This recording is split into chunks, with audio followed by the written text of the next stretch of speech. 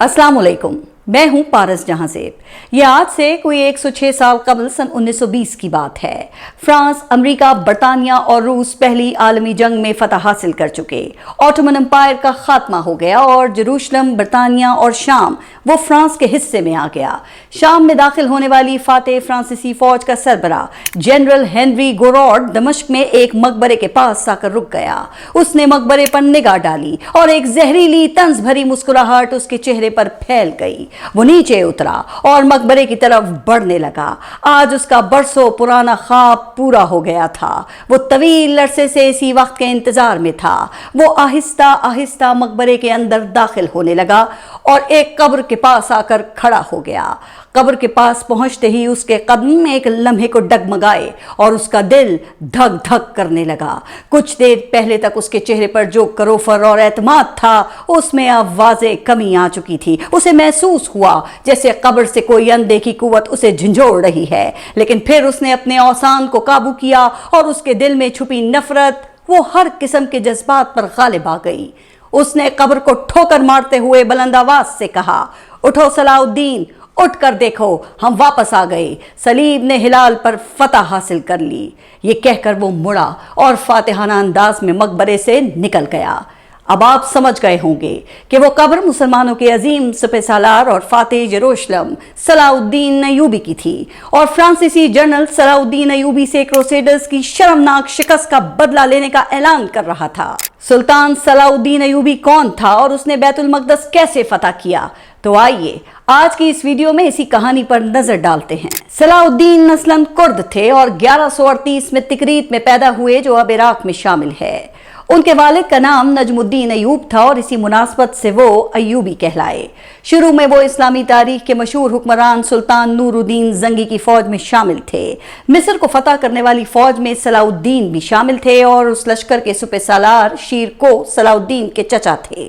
नूरुद्दीन जंगी वही बादशाह थे जिनको ख्वाब में रसूल अकरम सल्लल्लाहु अलैहि वसल्लम की ज़ियारत हुई थी। वो वाक़या कुछ यूं है कि एक रात नूरुद्दीन जंगी को ख्वाब में रसूल अकरम सल्लल्लाहु अलैहि वसल्लम की ज़ियारत हुई।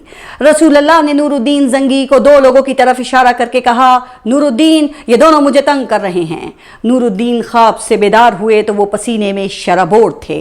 उनका दिल जोर से धड़क रहा था। उन्होंने वुजू करके नवाफिल पढ़े और फिर सो गए। इसके बाद उन्हें ये ख्वाब मुसलसल 3 मरतबा दिखाई दिया। नूरुद्दीन समझ गए कि ये ख्वाब एक इशारा है, जरूर मदीने में कोई साजिश हो रही है। उन्होंने फौरन अपनी फौज को साथ लिया और मदीने की तरफ चल पड़े। 2 हफ्ते बाद वो मदीने में दाखिल हुए और शहर में मनादी करा दी कि सुल्तान मदीना आए हैं और तमाम अहले मदीना की ज़ियाफत करना चाहते हैं। शाम को तमाम अहले मदीना जमा हो गए।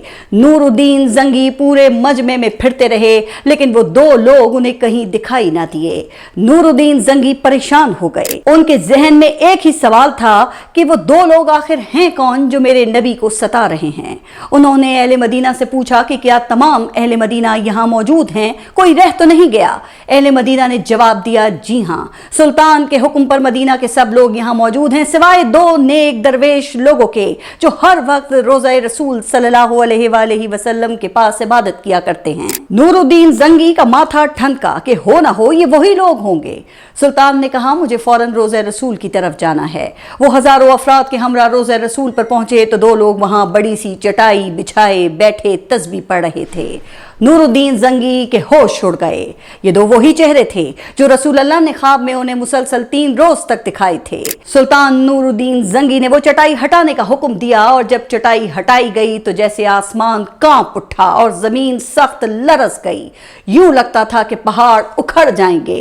अंदर एक सुरंग दिखाई दे रही थी जो रसूल अल्लाह की कब्र मुबारक के करीब पहुंच गई थी। वहां मौजूद तमाम लोग दंग रह गए, आंखें फटी की फटी और सांसें अटक गई।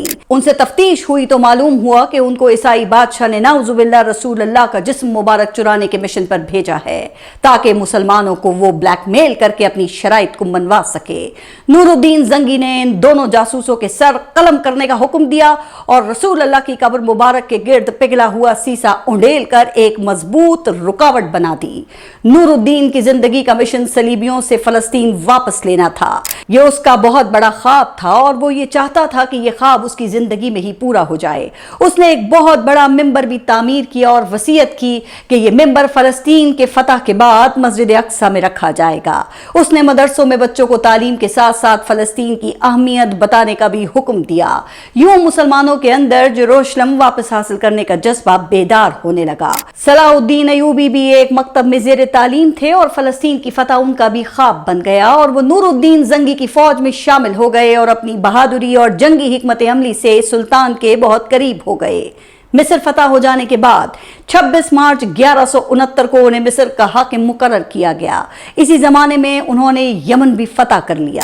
سلطان نور الدین زنگی کے انتقال کے بعد ان کے جانشین کا جھگڑا کھڑا ہو گیا۔ نور الدین کا 11 سالہ بیٹا تخت پر تو بیٹھ گیا مگر اس کے قتل کی سازشیں وہ شروع ہو گئیں۔ آس پاس کے گورنر خود بادشاہ بننے کے خواب دیکھنے لگے۔ کچھ تو خون کا نیا سلسلہ شروع ہو گیا۔ وہ بادشاہ جس نے فلسطین کی فتح کا خواب دیکھا تھا، اس کی اپنی سلطنت ہی تباہی کے دہانے پر کھڑی ہو گئی۔ مسلمان ایک دوسرے کو قتل کرنے لگے اور صلیبی جنگجو اس کو موقع غنیمت جان کر مسلمانوں پر بڑے حملے کی تیاری کرنے لگے۔ یروشلم کے عیسائی بادشاہ ہنری نے شام کے بنیاس شہر کا محاصرہ کرنے کی منصوبہ بندی شروع کر دی۔ یہ بہت نازک وقت تھا۔ اس سے پہلے کہ مسلم سلطنت کا مکمل خاتمہ ہو جاتا اور شام صلیبیوں کے ہاتھ میں چلا جاتا، نور الدین زنگی کی بیوی عصمت الدین خاتون نے صلاح الدین ایوبی کو ایک خط لکھا جو اس وقت مصر کے گورنر تھے۔ انہوں نے صلاح الدین کو شام کے حالات بتائے اور انہیں آگاہ کیا کہ ہمارے بادشاہ نور الدین زنگی کا انتقال ہو گیا ہے۔ سلطان نور الدین زنگی کے وزراء اور گورنر تخت کے حصول کے لیے آپس میں دست و گریباں ہیں اور کسی بھی وقت سلطان کے بیٹے کو قتل کیا جا سکتا ہے۔ اگر ایسا نہ بھی ہوا تو صلیبی شام کو فتح کر لیں گے اور ہم دیکھتے رہ جائیں گے اور فلسطین کی فتح کا خواب وہ خواب ہی رہ جائے گا۔ اس سے پہلے کہ ایسا ہو جائے آپ فوراً شام آ کر حالات کو قابو کریں اور مسلم سلطنت کو بچائیں۔ عصمت الدین خاتون نے یہ خط اپنے ایک انتہائی بااعتماد خادم کے ہاتھوں صلاح الدین ایوبی کو بھجوا دیا۔ کہا جاتا ہے کہ جب یہ خط صلاح الدین ایوبی کے پاس پہنچا تو ان کا چہرہ غصے سے سرخ ہو گیا۔ صلاح الدین نے عصمت الدین خاتون کو جواب میں لکھا کہ میں آپ کے اور اسلامی سلطنت کے خلاف کسی سازش کو کامیاب نہیں ہونے دوں گا۔ میرا انتظار کیجئے، میں جلد ہی پوری تیاری کے ساتھ آ رہا ہوں۔ صلاح الدین ایوبی کی آمد کی خبر سن کر شام کے تمام امراء اور گورنرز کی کانپیں ٹانگ گئیں۔ انہوں نے مصر کی فتح کے دوران صلاح الدین ایوبی کی بہادری کے قصے سن رکھے تھے۔ انہیں معلوم تھا کہ صلاح الدین کسی غدار کو کبھی برداشت نہیں کرتا اور کسی معصوم کی جان نہیں لیتا۔ صلاح الدین کی آمد کی خبر سے پہلے ہی تمام سازشوں کا خاتمہ ہو گیا۔ سلطان دمشق پہنچے اور کسی مزاحمت کے بغیر ہی اندر داخل ہو گئے۔ صلاح الدین ایوبی کا قافلہ اندر داخل ہو رہا تھا لیکن کسی میں اس سے مقابلے کی ہمت ہی نہیں تھی۔ صلاح الدین ایوبی کی آمد کی خبر ابھی فضا میں پوری طرح گونجی بھی نہ تھی کہ سائے سمٹنے لگے۔ سازشیں خود اپنے بوجھ تلے دب کر دم توڑنے لگیں۔ دمشق کی گلیاں جو کل تک سرگوشیوں اور خوف کے شور سے بھری تھیں، آج عجیب خاموشی اڑے کھڑی تھیں، جیسے شہر خود اپنے فاتح کا انتظار کر رہا ہو۔ صلاح الدین جب نور الدین زنگی کے محل کے دروازے پر پہنچے تو نہ کوئی تلوار اٹھی نہ کوئی نعرہ لگا۔ دروازے خود جھک گئے، دیواریں خود راستے دینے لگیں۔ یہ وہ لمحہ تھا جب طاقت کا مظاہرہ نہیں بلکہ رعب کی حکمرانی تھی۔ اسلام کی ایک نئی تاریخ لکھی جانی تھی۔ ایک ایسا حکمران تخت نشین ہونے والا تھا جسے پوری تاریخ ایک عظیم فاتح کے طور پہ یاد رکھنے والی تھی۔ دمشق فتح ہوا مگر بغیر جنگ کے، اور یہی وہ لمحہ تھا جب سب نے جان لیا کہ فتوحات تلوار سے نہیں کردار سے حاصل ہوتی ہیں۔ صلاح الدین زنگی خاندان کو ہٹا کے تخت نشین ہوئے۔ دمشق کے بعد صلاح الدین نے 1182 تک موصل، حلب بھی فتح کر کے اپنی سلطنت میں شامل کر لیے۔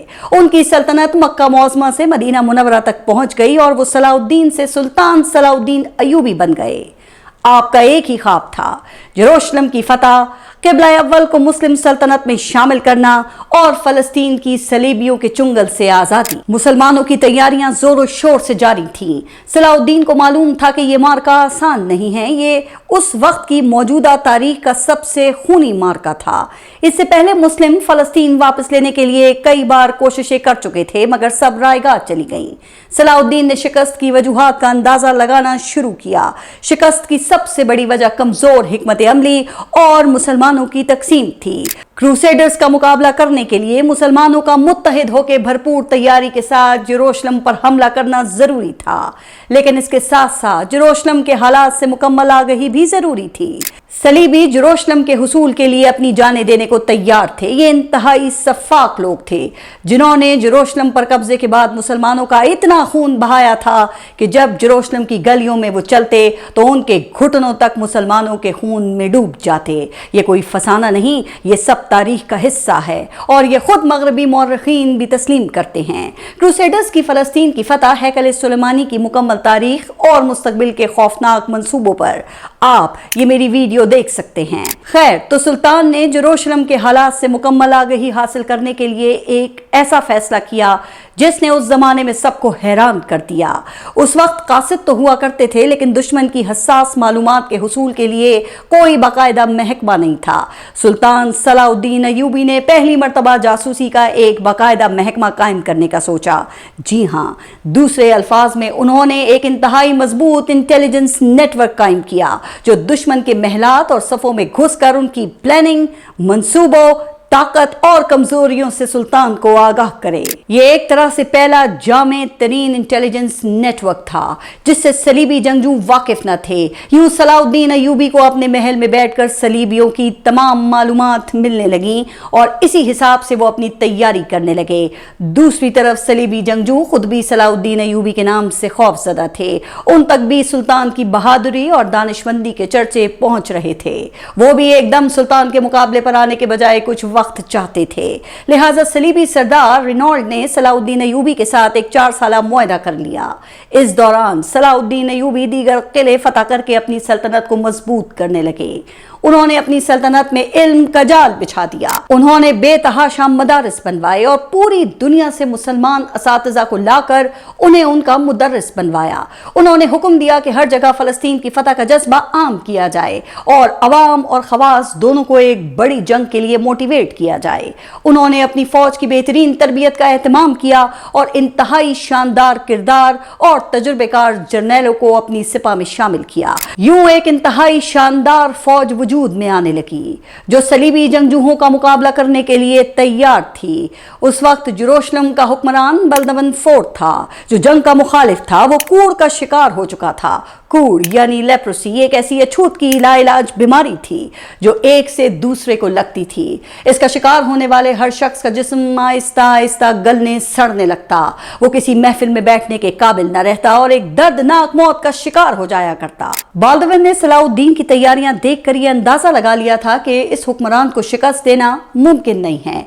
इसलिए वो सलीबियों को सलाउद्दीन अय्यूबी से जंग न करने का मशवरा देने लगा। बाल्दवन के मशवरों से तंग आकर सलीबी जंगजू उसे नापसंद करने लगे और बुज़दली के ताने देने लगे। बाल्दवन को मालूम था कि उसकी मौत के बाद सलीबी कोई न कोई शरारत करेंगे और सलाउद्दीन को हमला करने पे मजबूर करेंगे। वो जानता था कि रेनॉल्ड और दीगर जंगजू वो बादल हैं जो सिर्फ गरजते हैं, बरसते नहीं। ये सिर्फ मजलूमों पर जुल्म ढा सकते हैं और अल्लाह के नाम की आड़ में अपने जाती मकासद हासिल करना चाहते हैं। उसने अपने एक बाएतमाद साथी बेलियन ऑफ इबलिन, जो कि तारीख में बेलियन के नाम से मशहूर है, उसको बुलाया और कहा कि रेनॉल्ड जैसे बेवकूफ सलाउद्दीन का मुकाबला नहीं कर पाएंगे। ये शिकस्त खा जाएं तो तुमने जेरूसलम का दिफा करना है। कुछ अरसे के बाद बल्दवन मर गया और उसका रिश्तेदार बादशाह बन गया। जेरूसलम का नया बादशाह पूरी तरह रेनॉल्ड के काबू में था। वो भी मुसलमानों को बेरहमाना अंदाज में खत्म करने का कायल था। रेनॉल्ड का सलाउद्दीन से मुआहदा महज कागजी और रस्मी था। सलीबी बदस्तूर अपनी इश्तियाल अंगेजियों में मसरूफ थे और मुसलमानों के काफिलों को बराबर लूट रहे थे। रेनॉल्ड एक इंतहा पसंद और जालिम सरदार था जो किसी किस्म के रहम का कायल नहीं था। सन 1186 में ईसाइयों के एक ऐसे ही हमले में रेनॉल्ड ने यह नापाक जसारत की और जेरूसलम के नए बादशाह के साथ मदीना मुनव्वरा पर हमले की गर्ज से हिजाज़ मुकद्दस पर हमलावर हो गया। उसने फलस्तीन के पास हुज्जाज के एक काफिले पर हमला किया और कत्लेआम के बाद उनका सारा सामान लूट लिया और खवातीन पर भी बदतरीन तशद्दुद किया गया। लेकिन शायद रेनॉल्ड को मालूम नहीं था कि इन्हीं खवातीन में सुल्तान सलाउद्दीन अय्यूबी की दो बहनें राबिया खातून और फातिमा खातून भी शामिल थीं। सलाउद्दीन को पता चला तो उनकी आंखें गुस्से से आग बगूला हो गईं। अब हर हद पार हो चुकी थी। रेनॉल्ड को सबक सिखाने का वक्त आ गया था। सलाउद्दीन अय्यूबी ने रेनॉल्ड को पैगाम भेजा कि तमाम कैदियों को फौरन रिहा कर दे, लेकिन रेनॉल्ड ने तकब्बुर और आगबतना अंदेशी में वो कह दिया जिसकी खुद सलाउद्दीन अय्यूबी को भी उम्मीद नहीं थी। रेनॉल्ड ने पैगाम भेजा कि जाओ अपने नबी से कहो कि वो आकर उनकी मदद करे। सलाउद्दीन अय्यूबी ने गरजदार आवाज में कहा कि वो मेरे नबी की बात करता है, उनका अदना गुलाम सलाउद्दीन अय्यूबी उसे सबक सिखाने के लिए काफी है। आज से रेनॉल्ड अपने दिन गिनना शुरू कर दे। सलाउद्दीन अय्यूबी ने अपनी सिपा को साथ लिया और फौरन रेनॉल्ड का ताक़ुब करते हुए तिब्रिया के करीब हतीन में उसे जा लिया। टाइबेरियस आज इजराइल में शामिल है। कहा जाता है कि इसी शहर में एक झील के पास हजरत ईसा अलैहिस्सलाम ने अपने कुछ मौजज़ात दिखाए थे। ये सलाउद्दीन अय्यूबी का रेनॉल्ड के साथ पहला बराह रास्त मार्का था। सलाउद्दीन की फौज ने वहां पहुंचते ही सबसे पहले हतीन की झील पर कब्जा कर लिया। अब मुसलमानों को खाने पीने का कोई मसला नहीं था। वहां इंतहाई शदीद गर्मी थी और रेनॉल्ड की फौज उस वक्त सहरा में मौजूद थी। उनका ख्याल था कि बस थोड़ी ही देर में हतीन में दाखिल होते ही सबसे पहले तालाब का पानी पिएंगे और फिर मुसलमानों से दो दो हाथ करेंगे। लेकिन जूं ही वो हतीन में दाखिल हुए तो देखा कि सलाउद्दीन अय्यूबी झील के पास ही मोर्चा लगाए बैठा है। शदीद गर्मी, धूप और प्यास से रेनॉल्ड की फौज का मोरल बिल्कुल गिर गया और उनमें सलाउद्दीन से मुकाबले की जुर्रत ही ना रही। चुनाचे इस हैबतनाक माहौल में 1187 को हतीन के मकाम पर तारीख की खौफनाक तरीन जंग का आगाज हुआ। मुसलमानों की फौज सलीबियों पर टूट पड़ी, घुमसान का रंग पड़ा। भूख और प्यास से निढाल क्रूसेडर्स सलाउद्दीन की फौज का मुकाबला न कर सके और एक एक करके हलाक होने लगे। उन्होंने पानी तक पहुंचने की बहुत कोशिशें की, लेकिन मुसलमानों ने उनकी हर कोशिश नाकाम बना दी। कहा जाता है कि यह मंजर देखकर सलाउद्दीन अय्यूबी के बेटे ने कहा, अब्बा जान मुबारक हो, मुसलमान ये जंग जीत गए। सलाउद्दीन अय्यूबी ने जवाब दिया, जब तक रेनॉल्ड और उनके बादशाह का खैमा मौजूद है मुसलमान ये जंग नहीं जीते। सुल्तान ने यही दुश्मन के लश्कर पर एक ऐसा आतिशगीर मादा डलवाया जिससे जमीन पर आग भड़क उठी। रेनॉल्ड की फौज में भगदड़ मच गई। सलाउद्दीन के बेटे ने फिर कहा कि अब्बा जान अब तो हम जीत गए। लेकिन सलाउद्दीन ने फिर वही जवाब दिया कि जब तक उनके बादशाह का खैमा मौजूद है मुसलमान ये जंग नहीं जीते। थोड़ी देर बाद मुसलमानों ने सलीबियों को चारों तरफ से घेर लिया और बादशाह के खैमे में दाखिल हो गए। सलाउद्दीन के बेटे ने फिर वही बात दोहराई, मुबारक हो अब्बा जान, अब तो हम ये जंग जीत गए। इस मर्तबा सलाउद्दीन अय्यूबी ने मुस्कुराकर जवाब दिया, हाँ बेटा, अल्लाह के हुक्म से अब ये जंग हम जीत गए। जेरूशलम के बादशाह और रेनॉल्ड को जंजीरों में जकड़कर सलाउद्दीन अय्यूबी के पास लाया गया। सलाउद्दीन ने कहा कि एक बादशाह दूसरे बादशाह को कत्ल नहीं करता। ये कहकर सलाउद्दीन ने बादशाह को शरबत पेश किया जो उसने रेनॉल्ड के हाथ में दे दिया। रेनॉल्ड पागलों की तरह शरबत पीने लगा। सलाउद्दीन ने कहा कि ए बदबख्त, ये शरबत तेरे लिए नहीं था, तू तो मेरे नबी का गुस्ताख है। ये कहकर सलाउद्दीन अय्यूबी ने तलवार से रेनॉल्ड की शारक काट दी और रेनॉल्ड तड़प तड़प कर मर गया। यूं बैतुल मक़दिस की राह में हाइल एक बड़ी और नापाक तरीन रुकावट वो दूर हो गई। अब सलाउद्दीन अय्यूबी का हदफ मुसलमानों का किबला अव्वल, पैगंबरों का शहर और मिराजुन नबी सल्लल्लाहु अलैहि वसल्लम के सफर का अहम मरकज बैतुल मक़दिस यानी जेरूशलम था। सलाउद्दीन अय्यूबी ने एक अजीम शान फौज तैयार की और अपनी फौज को उस वक्त के जदीद तरीन हथियारों से लैस करने के बाद फलस्तीन की तरफ वो चल पड़े। ईसाई फौज तबाह हो चुकी थी और जेरूशलम का इंतजाम बेलियन के हाथ में था। वो अपने साथी के साथ किले पर चढ़कर सूरत हाल का जायजा ले रहा था कि इन दोनों ने एक घुड़सवार को देखा जिसके हाथ में तलवार थी। बेलियन ने कहा कि मुसलमान पहुंच गए हैं। साथी ने कहा, मगर ये तो एक घुड़सवार है। बेलियन ने कहा कि इसके पीछे हजारों हैं और फिर मुसलमानों की हजारों की फौज एक ठाटे मारते हुए समंदर की तरह दिखाई देने लगी। ये इतनी बड़ी फौज थी कि ईसाइयों का दिल दहल गया। सलाउद्दीन ने किले का मुहासरा कर लिया और वो आग के गोले फेंक कर किले की दीवारें तोड़ने की कोशिश करने लगे। बेलियन ने किले पर चढ़ने की कोशिश करने वालों पर गरम तेल के ड्रम और तीरों की बारिश कर दी। बेलियन का इंतजाम बहुत मुतासिर कुन था और मुसलमानों के लिए किले पर चढ़ना मुश्किल हो रहा था। इसका एक ही हल था कि किसी तरह किले की दीवार गिरा दी जाए। कई दिनों की कोशिशों के बावजूद मुसलमान शहर के अंदर दाखिल ना हो पाए और फिर यहाँ पे सलाउद्दीन का वो फैसला काम आया जो उसने हुकूमत संभालने के फौरन बाद किया था, यानी इंटेलिजेंस का महकमा। आप यूं समझ लीजिए कि सलाउद्दीन के जासूस भेड़ियों के गौल से निवाला छीन कर लाए थे। सलाउद्दीन अयूबी को खबर मिली कि किले की दीवार एक जगह से बहुत कमजोर है और वहां गोला फेंका जाए तो वो गिर जाएगी। सलाउद्दीन ने फौरन हमला करने का हुक्म दिया, गोले फेंके गए और चंद लम्हों में किले की दीवार गिर गई। मुसलमानों के लिए पैगंबरों के शहर में दाखिले का रास्ता खुल चुका था। ईसाई पहले ही कमजोर और थके हुए थे। बेलियन को मालूम था कि अब सरेंडर के सिवा कोई चारा नहीं है, लेकिन उसने सलाउद्दीन को पैगाम भेजा कि आप शहर तो फतह कर लेंगे, लेकिन हम मस्जिद अक्सा समेत यहाँ की हर चीज को जलाकर राख कर देंगे। सलाउद्दीन ने जवाब दिया कि यहाँ आपके भी तो इबादत खाने हैं। बेलियन ने कहा कि वो भी साथ ही जल जाएं। सलाउद्दीन ने पूछा तो फिर बताओ क्या चाहते हो। बेलियन ने कहा कि आप हमारे लिए मुकम्मल अमान का ऐलान करें। सलाउद्दीन ने जवाब दिया कि मैं वादा करता हूं कि किसी ईसाई मर्द, औरत, बच्चे और शहर की किसी इमारत को कोई नुकसान नहीं होगा। बेलियन बोला, मगर ईसाइयों ने तो किसी मुसलमान को नहीं छोड़ा था। सलाउद्दीन ने जवाब दिया कि यही मुझ में और उनमें फर्क है। शायद आप नहीं जानते कि मेरा नाम सलाउद्दीन अय्यूबी है। यह सुनकर ईसाइयों ने जेरूशलम मुसलमानों के हवाले कर दिया और तकरीबन 550 साल बाद बैतुल मक़दस एक मर्तबा फिर मुसलमानों के पास आ गया। उससे 550 साल पहले 15 हिजरी को हजरत उमर रज़ी अल्लाह तआला अन्हु इसी शान से जेरूशलम में दाखिल हुए थे और 550 साल बाद उन्हीं का एक गुलाम सुल्तान सलाउद्दीन अय्यूबी सन 1186 यानी कि 583 हिजरी में एक फातेह की तरह शान से दाखिल हो रहा था। उसने कई ईसाई कैदियों का जजिया खुद अदा किया और सबको आजाद कर दिया। ईसाई मुसलमानों का ये सलूक देखकर हैरान रह गए। इस फतह के बाद भी इंग्लैंड के बादशाह रिचर्ड द लायनहार्ट या रिचर्ड शेरदिल ने बैतुल मक़दस का कब्जा लेने की बहुत कोशिश की मगर नाकाम रहा। बल्कि रिचर्ड शेरदिल खुद सलाउद्दीन अय्यूबी से बहुत मुतासिर हुआ और जान गया कि सलाउद्दीन से जीतना नामुमकिन है।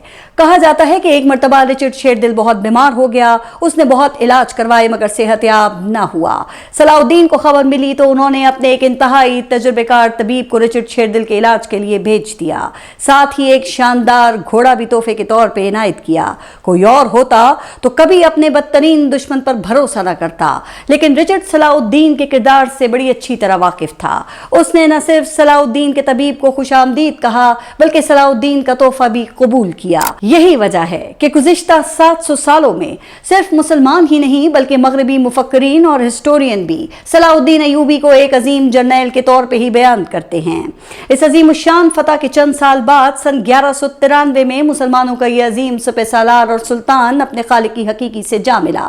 इसके बाद तकरीबन 750 साल तक फलस्तीन पर मुसलमानों ने हुकूमत की और फिर पहली जंग अजीम के बाद फलस्तीन मुसलमानों के हाथ से भी निकल गया और बरतानिया ने बेलफोर्ड डिक्लेरेशन में फलस्तीन यहूदियों को तोहफे में दे दिया, जहां आज इसराइल की नाजायज रियासत कायम है। पहले हैकल सुलेमानी की तामीर से लेकर इसराइल के कयाम तक मैं पूरी तफसील इस वीडियो में बयान कर चुकी हूँ। मैंने इस वीडियो की इब्तिदा सलाउद्दीन अय्यूबी के मकबरे पर खड़े फ्रांसीसी जर्नैल के अल्फाज से की और आज इन्हीं अल्फाज में सुन्नी मुसलमानों को चैलेंज कर रहे हैं। क्या मुसलमानों में एक और सलाउद्दीन अय्यूबी पैदा होगा? या आप मुझे अपने कमेंट्स में बताइएगा। अल्लाह हाफिज।